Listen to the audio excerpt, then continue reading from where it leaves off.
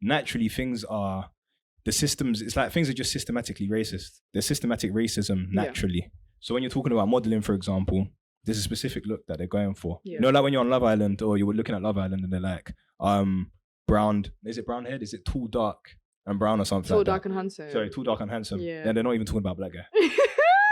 Yeah. It don't even make sense. Creative control. Creative control. So hi, I'm Zipporah. I am a creative, and I would say I'm a storyteller, because I don't believe that creativity is just like I act or I sing or I dance. I think it's something that you do in your blood. But I act, I sing, I don't dance, and I write poetry, and do activism, which is also another level of creativity. Yeah, I want to touch on that later. What about you? My name is Allegria. I'm firstly a child of God. I'm a model. I'm an actress. I also have a YouTube channel, and I'm also a content creator, if you want to say that. But yeah. I want to ask you a question, by the way, because before we started, and it was serious, there's a lot of energy that you had. All of a sudden, you've changed that. I just want to know what's changed. It's professional. I just want to know what's changed. Nothing's changed. We're gonna get there. Okay, cool. So I wanted to start off with a question. I don't know if anyone here is a movie fanatic. I'm not really. I just like movies. But I wanted to know, what is your favorite movie that has come out this year? And I'd like you to actually put a series there as well if you find it difficult, because some people just like Netflix. They don't go to the cinema anymore. Just one. Can I go first? Yeah, go on. Supercell. I just really like the concept, the whole idea of sickle cell being a superpower, tossing coal. And I recently saw him at the theatre at Shepherd's Bush. What? Yeah, Shifters, what is it? Did you watch it? Ooh. What is that about? It's about two friends who have been in love with each other for years and continuously deny that love for each other, despite having like really intense moments where they like kiss and everything. And then at some point in life, it's like after they've had kids and one is engaged to somebody else, they end up coming together. Yeah, it's so well written. It's so beautiful. And the female lead is actually Congolese. Well, her character is supposed to be Congolese, so that was like, I didn't expect that. Oh, so she's not actually Congolese. Oh, so she's Ghanaian. She's actually Ghanaian, but she was playing a Congolese woman. Like the music, the culture. I wasn't expecting that. It's a 10 out of 10. It's great. It was so good. I have to watch it. And I was really close to the stage, so that man is so fine. He's just so fine. He's so fine. So have you both watched it? Or you just I've watched it. Really? I watched it when it first came out. So it's actually worth going to watch? Yeah. Absolutely. And it's not that expensive either. How much is it? £25. Yeah. That's calm. 20 to 50, to be fair. That's very calm. What about you? Or is yours? My favourite film. This year, came out this year. It has to come out this year, or it could be a Netflix series. It came out this year. Oh my goodness, I watched so much that it's really hard to pick my favorite. But I watched Inside Out 2 the other day, and I really loved it. Yeah. What is Inside Out again? It's the film about like emotional development. Okay. Mm-hmm. So like happiness, sadness, anger. Oh, is it a cartoon? Yeah. Okay, fair enough. It's an animation, not a cartoon. But I don't know. That doesn't. No, that's not my favorite. There has to be like. Did you watch Challenges? What's Challenges? With Zendaya, the tennis film. No, I haven't watched it. Apparently, that's good though. So good. Really? Amazing. Did June 2 come out this week? Yeah. It did. Yeah. Is that your favorite? Favorite by far. I have not watched it yet. Excellent. Recommend it? Have you recommend it 100%? Have you watched June 1? So how could you be nodding your head? You don't know if whether it's good or not. No, I just said I haven't watched it. Oh, you haven't watched it? Yeah. No, I think June's amazing. Yeah. I can't explain it. It's like, do any of you watch Game of Thrones? I didn't get into it. I didn't get into the series. So what series do you guys watch? Because I'm starting to realize that we all watch different things. I'm into everything. Breaking Bad. I mean, I'm just, there's too much. I watch too much to. Okay. Grey's Anatomy is one that I like live on. Grey's Anatomy. It's really like anything Shonda Rhimes does. Yeah. Is. Have you watched what's the one with Fitzgerald? Scandal, yeah. So good. Yeah. I recently watched that, even though it was like made like years ago. Like Scandal, I have like a rerun of it. Yeah, it's just so comforting. I'm just like, but you know what's really amazing is like you watch shows like Scandal and you think that stuff is so far fetched, and then like in my journey of life in dealing with the US government and stuff, I'm like, Scandal's not actually that crazy fictional. That's crazy. Would you be able to go into you dealing with the US government, or is I'll be able to go into it so we can unravel. Yeah, okay. Cool. I'm interested, and obviously the reason why we have podcasts like this is to talk to different creatives and understand their foundations.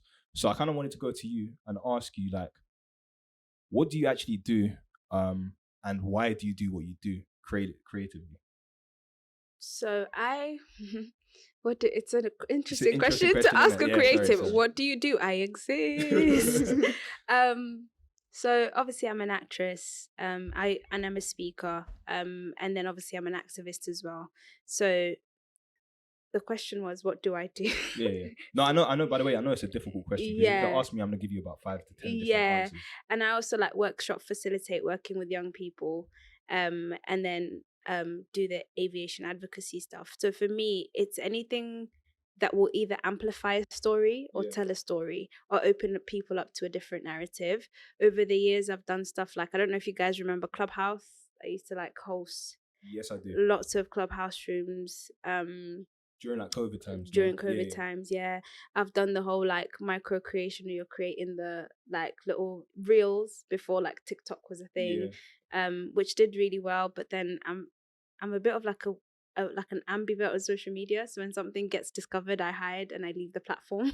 What? Why? I don't know what it is, but I'm like, you're looking at me to provide stuff for you. I was just doing this for fun. Yeah, I hear you. So I've done that, and then obviously like the TikTok thing as well. And again, it takes off, and then I hide. Oh, okay, fair enough, then. But either way, it's always about telling stories, expanding minds, and also journeying life with other people. Yeah. Like I think there's a real power when you hear statements like "Me Too," but also when you see them lived out loud. I think the reason like platforms like TikTok do really well is because we all discover things we're struggling with, and then we see people like put them out as their own struggles, and you're like, oh, so I'm not alone in the world. It's something that's relatable. Yeah, relatability. Yeah. I think that makes sense, to be honest. You know what I like about TikTok actually, or social media?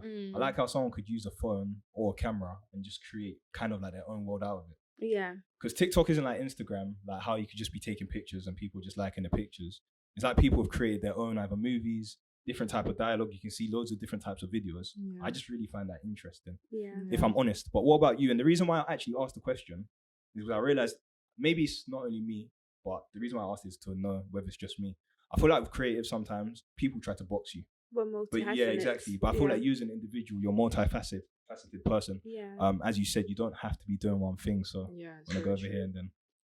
So why do I do what I do? Not why. What do you do? And why do you I do it? And why do I do it? Yeah, exactly. So I'm an actress, first of all. That was my number one love. And I think just growing up watching Disney Channel, a lot of Disney Channel, and just seeing how it made me feel as a child in terms of the excitement and High School Musical. I think, oh my God, my life is going to be like this. And it wasn't like that. But then I got older and I was scouted on Instagram to do modeling during lockdown, which was really interesting because it wasn't like a normal model's journey. There was a lot of pauses and breaks because you couldn't do a lot. So a lot of my work was done via social media. But even before modeling, I was talking very passionately about the Black history, and then Black Lives Matter movement came along, which kind of amplified my voice a lot. So I was featured on a few magazines, one of them being the Face magazines as one of the top 20 changing faces on TikTok when I was 16. So it was like acting, modeling, speaking out for people at a very young age. I don't even think I fully understood what I was doing, because now I don't do a lot of like educational TikToks per se. I think I've kind of come to a point where it's like I want to produce something tangible. So I guess why I do what I do and what I like to do is because I believe I've been called to put out a purpose. And it goes beyond just the physical life. It's spiritual. So obviously me being a woman of faith, being a Christian, I know that everything I do, whether that be acting, modeling, whatever it is, even just working as a sales assistant, which is my part-time job on Thursdays and Saturdays in Soho, I want to make sure that God is being glorified. I want to make sure that somebody's left with an ounce of Jesus. I want to make sure somebody can see me and know that, oh, this girl, there's something about her, but not necessarily about me, but because of who I represent. That's why I exist. And there's nothing more, nothing less. I get you. Yeah. That's quite interesting. So when you go into your modeling journey, for example, how is it that you actually got scouted? Was it that you were just posting things on Instagram? So TikTok. So I was. You using TikTok during COVID? Yeah, man. Listen, y'all.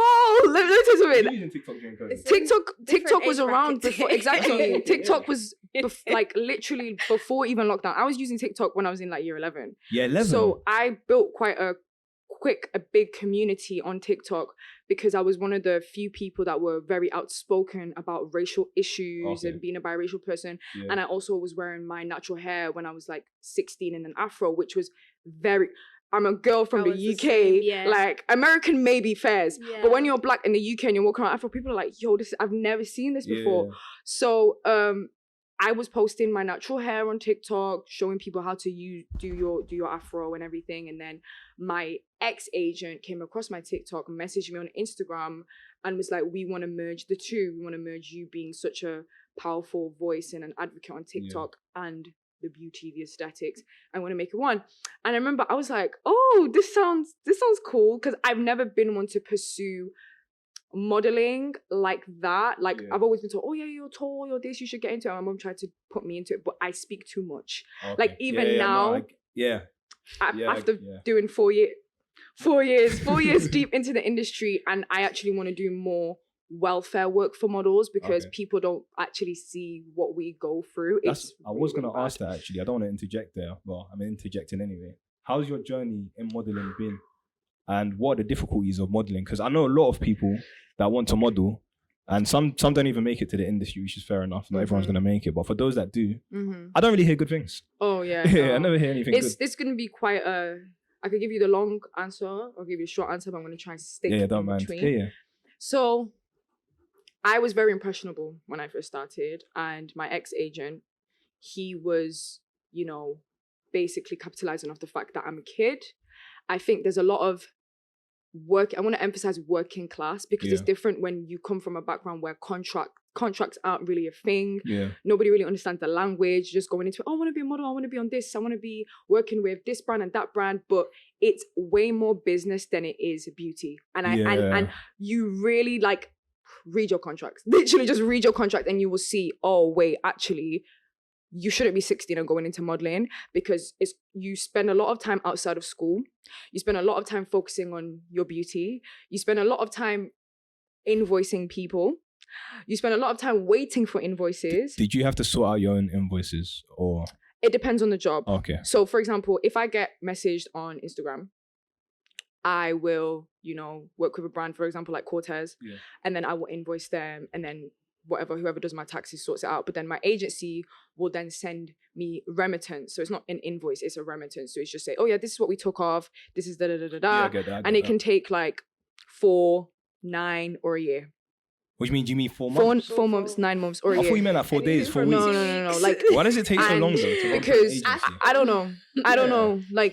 And even now, the position I'm in is I have no choice but to get a part-time job because I want to be on payroll and I want to know that there's something coming at the end of the month. But it's not as glamorous as it seems. It's actually very, it's a lot of abuse because I started really young and I was traveling to Germany at a really young age, and the anxiety of going to an airport by yourself, the anxiety of, not feeling like you can speak out, because there were situations where my hair would be an issue because there was miscommunication. They didn't know that I had braids. So they were like, oh, you're supposed to be there for 2 days, but actually we're going to send you back home because it's not the hair that we wanted. Really? So you're just kind of would they still pay you though? Or they wouldn't? It's crazy. There was a lot of this is why he's my ex-agent. Yeah, I was going to ask about, He withheld a lot of money from me. He lied a lot of times. He would say, oh, the brand hasn't paid, but actually the brand has paid because I reached out to the brand myself and said, I'm still waiting for payment. And they were like, oh, we paid X amount ago. And as soon as you go out and take matters into your own hand, the money suddenly appears. Yeah. And if you don't, I had to learn quickly, oh, wait, hold on, this is business. And you want lawyers, you want people that can actually be like, no, this is wrong, sort this out, da-da-da. Now, I'm in a place where I really, really, really want to fight for the welfare of models. Even if it's just, if you're below the age of 21, there's certain things that just shouldn't be in your contract, because I'm doing a full days of work from 9 a.m. till 5 p.m. or even later than that, yet I have to wait 3 months to get paid. That makes zero sense, and it happens nowhere else. And the fact that there's no like HR, there's nobody you can speak to, there's no, oh, can you help me out in this situation? Like this is an injustice, this is wrong. You're a model. Nobody cares. It's what do you mean? There's something going on. Like, why are you stressed? Like, all you do is just, no, it's not. You miss out time with your family if you're going abroad. Especially if you're a Black woman, which is a whole nother kind of worms. Like, it's a whole nother conversation, because as a Black woman, I know a girl that she came back from another job and they didn't want her to have her braids, so she had to take out her braids, put on a wig because they didn't want braids, because they didn't fit their look, which no other ethnic group will ever experience that. Because if Oyinbo person came and just changed and dyed their hair, it's very unfortunate. It is changing and it is progressing, but it's progressing at a very slow pace. And even within that, because like since lockdown, budgets have dropped. Nobody's trying to pay models no more. There's no money to be found. There's just so much, and like people are just at a point where it's like, listen, do modeling, cool, but find something else. Do something else. Find something else that you're passionate about, because it's way too superficial and it's not solid enough. It's not a solid foundation for you to actually stand on. That's actually interesting, because I know you're quite similar as well, obviously, with you speaking about you being an activist. Do you guys feel like, I know what the answer will be, but I want your perspective. Naturally, things are just systematically racist. There's systematic racism naturally. So when you're talking about modeling, for example, there's a specific look that they're going for. You know, like when you're on Love Island, or you were looking at Love Island and they're like, brown, is it brown head? Is it tall, dark and brown or something? Tall, dark and handsome. Sorry, tall, dark and handsome. And they're not even talking about black guy.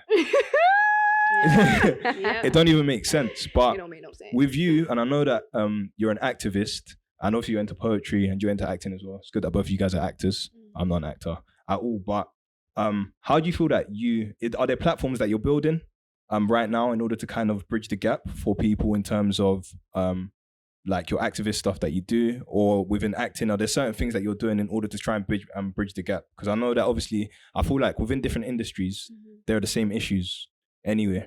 I mean, when you talk about acting, it's like even when you turn up and you sit in a makeup artist chair, already you know that you're not going to look like yourself. Or you're not going to look half like alive. You'll probably be a different, shade of grey or different undertone. So it's just trying to be, because I've been a makeup artist before in spaces like that. I will then try my best to educate the person that I'm working with in the most polite and least intrusive way to do that. And it's also it's like a headache that you have to be polite and not intrusive.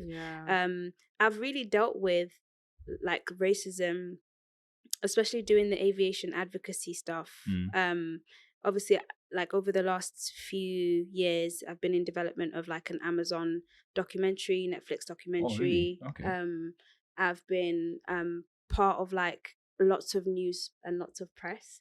And at the beginning, I could tell the difference between the way kind of like white families were being treated by media and like black families were being treated by media. But then obviously when it comes down to it, sometimes it's about the most impactful voice in the room. And obviously as a 23-year-old going through the kind of global circus that I was going through at the time, I wouldn't see myself as an impactful voice. I was just screaming from the top of my lungs, like, I don't want this thing that is terrible that has happened to happen to more people while we're watching. And then it was like the media were like, oh, she might be young, she might be black, but she's the voice that everybody needs to hear. And it was weird kind of dealing with that shift. And that was obviously how many years ago? 2019. So over the last 5 years, that's what I've been doing. And I still get it when we'll go to court or we'll go to do something that's going to land in like the front pages of the news, and immediately you can tell like they have no interest in speaking to any of the black families. And then there'll be like that one reporter that knows, oh, that's like Zipporah, then they'll come and speak to me, and then all of a sudden you'll see when they print the newspapers, they've had to go and look for the pictures where I'm not in the corner that they took to then accompany the images. So it's literally something that you get to see full blown. Like even when it came to being on the Netflix documentary, I remember reaching out to somebody and being like, hey, I heard that there's a Netflix documentary being made about, you know, the 737 MAX Boeing crash, and I just wanted to find out if it was legit. That was my question. And they were like, well, they approached us and we didn't want to give your name out because obviously we didn't want anyone to be disappointed if they didn't, you know, like pick your stories or like any families, and already you guys are going through so much devastation. And I was sitting there in the back of my head laughing, thinking, well, Rory Kennedy, who's like the daughter of, like, you know, the Kennedys, you know, who was producing the documentary, she's in my inboxes on Instagram, Facebook, TikTok, Twitter, like saying, hey, we've been trying to get hold of you. I just wanted to vet the legitimacy. And at that point I realized that even the people that are supposed to be representing us were partly gatekeeping kind of like Black stories. I want to ask, I was going to say, I don't want to interject here, but interesting. Do you feel like when Black people get to a certain space, do you feel they start to gatekeep because they're not used to the power that they have? Because naturally, because it's what you said before, people from lower class, naturally Black people are naturally from lower class. There's a real phenomenon that has to be studied and when I say our people, I say it loosely because I think being born Kenyan and growing up Kenyan and understanding the value of community and the fact that you understand you have to go and open the door for the next person, because if you're the only one eating in the village, you're feeding the whole village. So you want as many people in the village to be able to be eating. That's so we open doors, like it's that's the way we function. But I found especially in London, because I don't find it in the States or dealing with people from the States. It's like you want to be the only one in the room, and when you're in the room, if it's not the clique you grew up with, you're not interested. Because I grew up in the north, so I'm not even a Londoner. Fair enough. I grew up in Hull, and it's in really Hull? That's interesting. Okay. Put a pin on that. I'm sure you guys have seen Hull. We know. I'm like, we see your true colors shining now, Hull. But like leaving Hull and coming here, it's like if you're not already part of a clique that has existed or already a part of a group of people who've always done stuff together, you never really find your place. It's really difficult to do that. And then it's a shame that then it transpires then into the professional spaces. So it's not about how good you are sometimes, it's about who you know and who you fit in with. Yeah, I was going to say that it leads to another conversation that race or class will always go beyond race.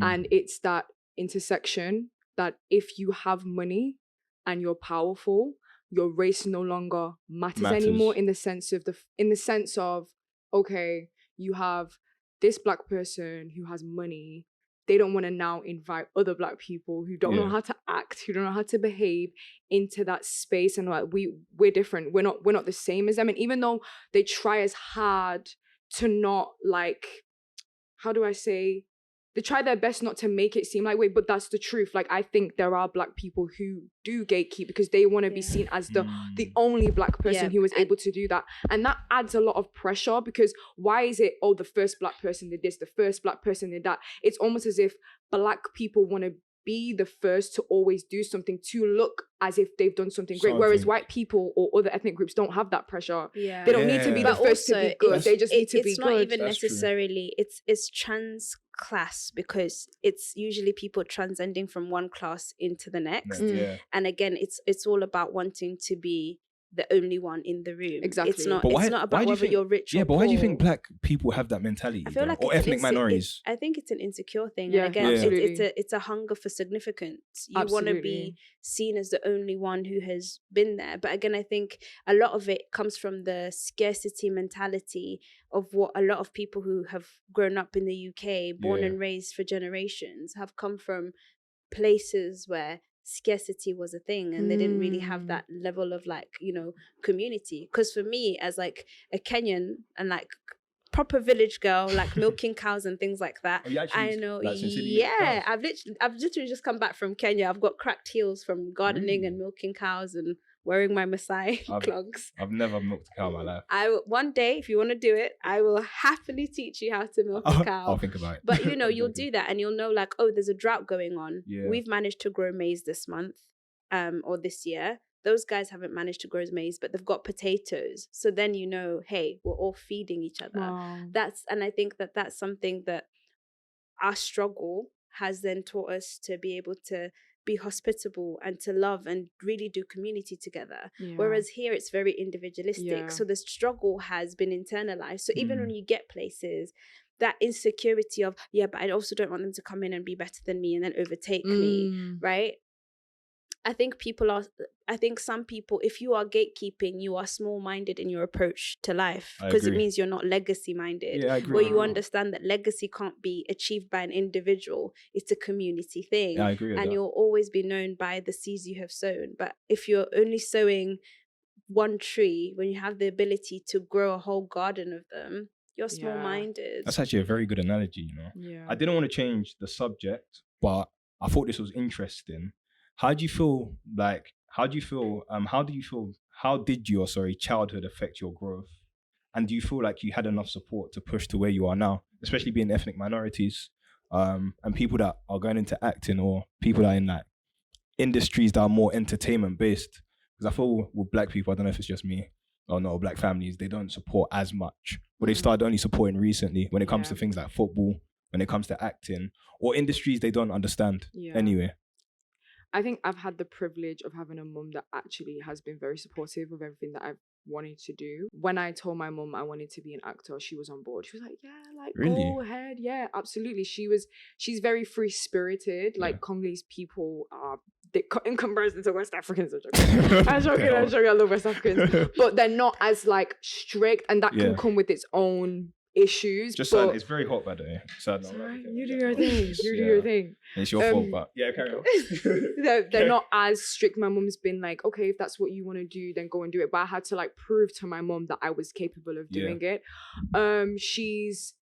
My childhood was interesting because I was raised by my mum. I didn't know my biological father, so ethnically I am Congolese Italian, but environmentally I am just a Congolese woman through and through.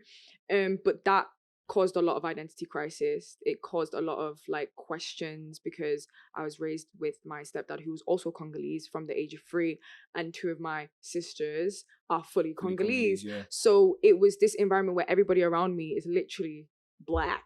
And I'm stood here like, oh, okay. And if you know anything about colorism and in Africa, like when you're lighter, you're more desired, you're more, seen as like preferable, and the way that you look is like, oh, but then the flip side of it, which people don't necessarily talk about, and I'm not one to say that's reverse colorism, but it's definitely something that is unfortunate, that my complexion automatically makes me be seen as like, I'm like, oh, you think you're better than everyone. And can I just validate that? Like, even growing up, I'm not even the lightest of you're black not. people. Right. And right now I'm not even my tone because I've just come back from Kenya. But I had that growing up where I used to have friends who'd say stuff like, oh, like, do you think the guys actually like her because she's pretty, or do you think they like her because she's light-skinned? Yeah. And then that kind of feeds into different kind of insecurity. So I always feel like, especially when people that are biracial speak on that level of like colorism, but then not reverse colorism, because it's not the same thing, but the impact that kind of like trying to cut somebody down, trying to knock them down a few pegs. Absolutely. I think for you to understand that, though, you have to be aware of colorism first, and you have to have grown up in such an environment like an African household to know, oh wait, hold on, this is actually weird, because everywhere else would be like, yeah, but like you're light skin, like, you know what I mean, it's cool. But actually in the African community, you're being almost demonized and being perceived in a certain way, like, oh, you want to look pretty for the boys, or you want to be this and you want to be that. And I faced it in my own household, and it was very, very, very tough, because it was as if like I was made to think that eyes were always on me, even if they weren't. It wasn't, Like, I went to a fully black church. I went to basically a fully black school. Like, I consider myself as black. Like, I'm a Negro. Like, you know what I mean? But like, quickly people were like, oh, so what you mixed with? And I'd be like, oh yeah, I'm mixed race. And I have to be like, oh yeah, my mom's black and my dad's Italian. And it caused, like I said, it caused a lot of confusion in my mind, because I'm like, when I go home, I don't live with a white man. I live with a black man. But I come outside and immediately people are okay, you're Congolese and what? You're Congolese and what? And I'm like, I have to find a part of me to answer that question, which is, I'm over it now by the grace of God. He's covered that, you know, I know who my father is. It's Abba, it's the Lord. But it was definitely hard, like, when people will be like, oh, so where's your dad? Like, why are you this alike? So from like, I want to say throughout my whole adolescence, secondary school, from year 7 to 11, it was tough. Like, I was trying to like fill this sort of void of not having like a biological dad with guys, you know, trying to like always be like the male gaze and everything. And that's why fathers are very important in households, can't lie. Like, I know this society wants to demonize men and you know, all of this stuff, but men are important. Men are important because they build a structure and create a structure in the home if you're clued up. But that's me going to a completely different conversation. But no, it was definitely difficult because I just wanted male attention. That's all I wanted until I got to year 11, and I kind of had like this weird consciousness moment where I was like, actually, I don't need to live for guys and I can go and do what I wanted. But it wasn't easy to get to that conclusion.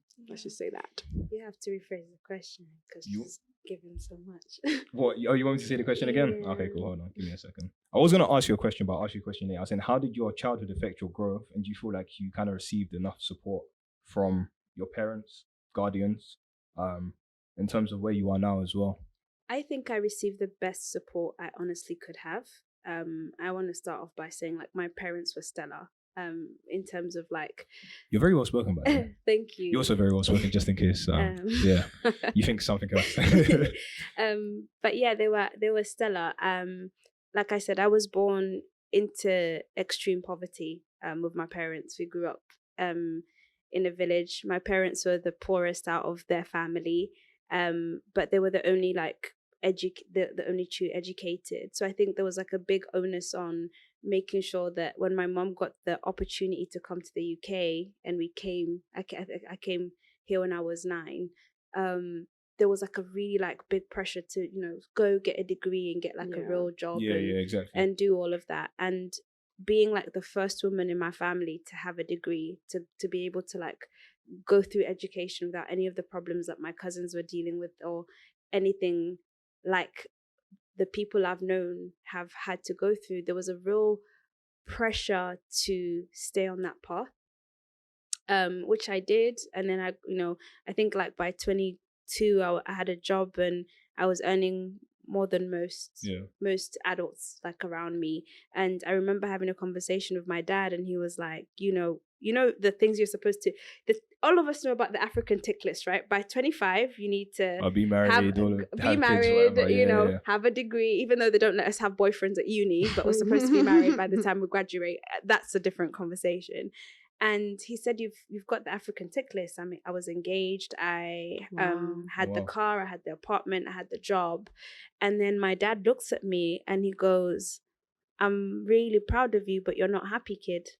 Oh, wow. And and you're like, do you want the blood in my body? Like, what is your issue? Like, I've given you everything that you could ever want. And he said, I know that you were born for more. I know that you were born to speak. I know you were born to tell stories. So whether it's acting, public speaking, whatever it is, go out there and do it. And that should have been like an aha, like this, I'm really happy in this moment. But I was really annoyed because at 15 I'd been scouted by an agent and like they actually had jobs that I could have been doing, acting jobs I could have been doing at that time.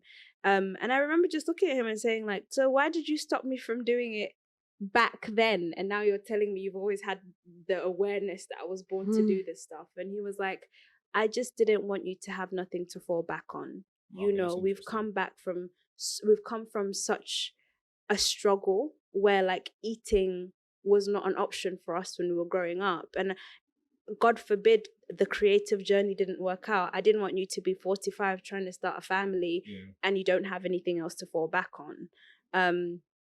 And in that moment, every feeling of resentment I had towards my parents, towards not letting me pursue a creative career, dissipated. Because then I felt like I entered the industry late, but also I entered the industry with a different level of skill set. And also I was able to achieve so much more. So like, when you talk about, an acting career. I'm an actress. Have I booked my big break yet? Not yet. I have not booked the thing that means that I can not have to worry about money again. And it's deciding it's a matter of when, not a matter of if it's going to happen. But you don't know when is going to be. Like you talked about Supercell, and Nadine from Supercell was talking about how 10 years of consistent no's. Yeah, she's a superhero. Yeah. She's talking about how when she got the call for Supercell, she was giving up on an acting career. She was going to get a real job. And I didn't feel supported at times with my creative pursuits.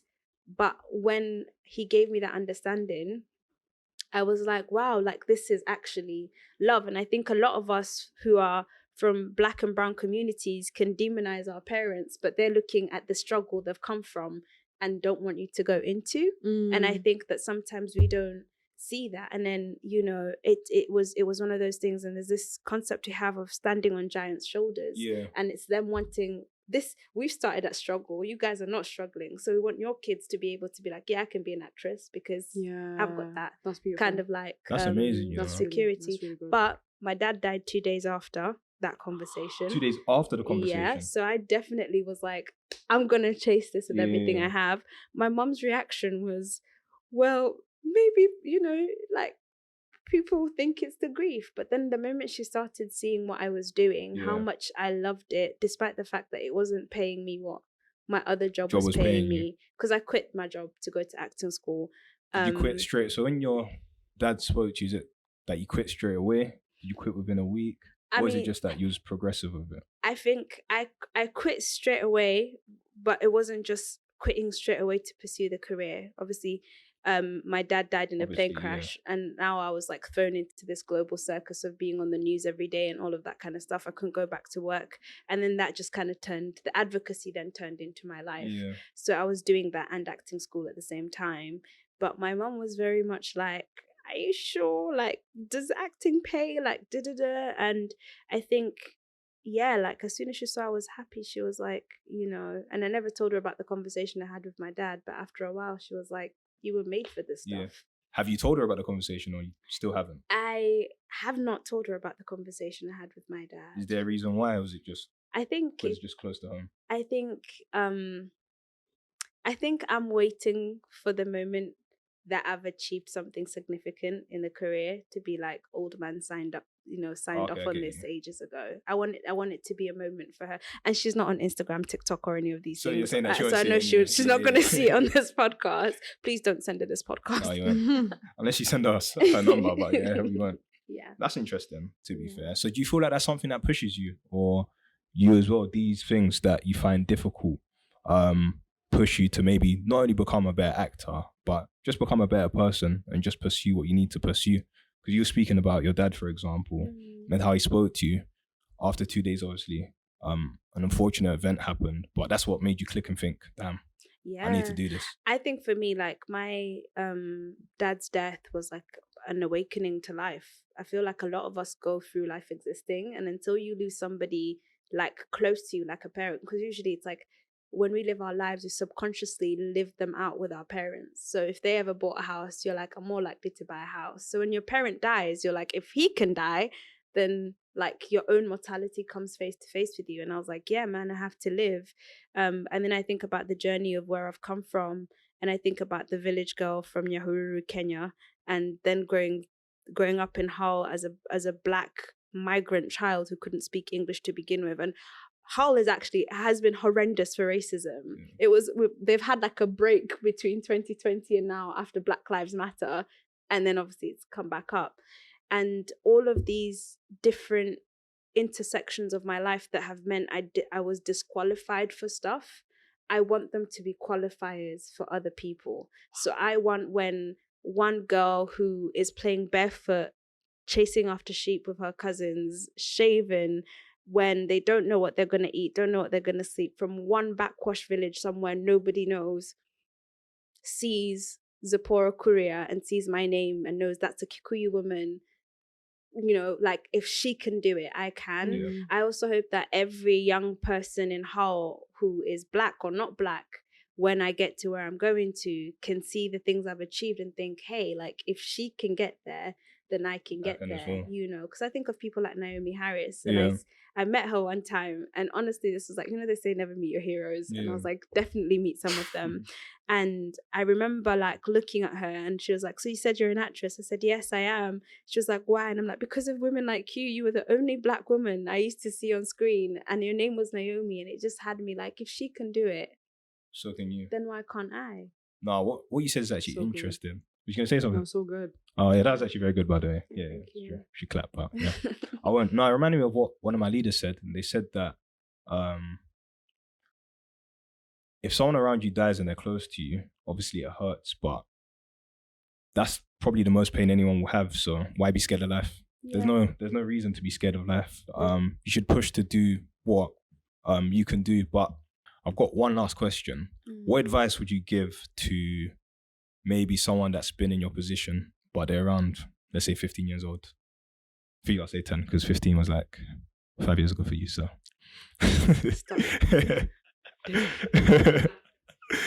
Dang. Let us stop.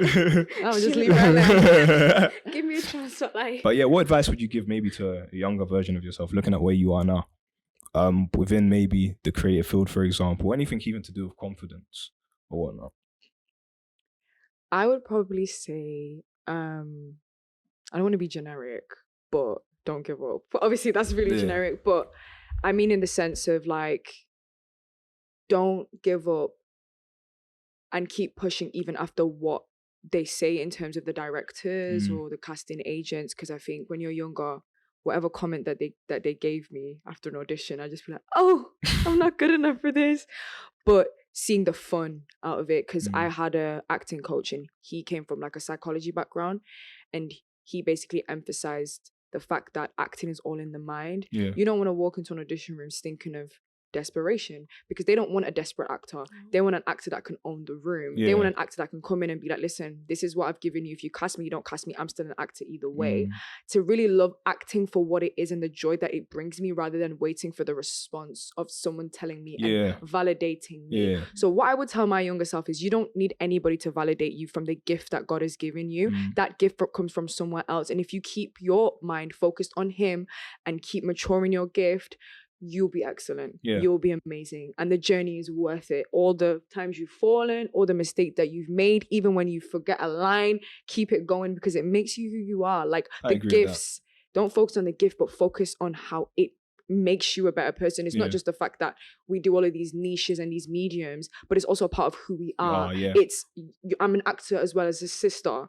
I'm a model as well as a friend. I'm a theology student as well. We're all of these things that make us who we are. And if we just focus on that one niche, we can almost idolize it. And you don't want to do that and forget about the rest of life and the beauty that's around you. So yeah, that's a very good point, what I would tell her. That's very good. That's very good. What about you?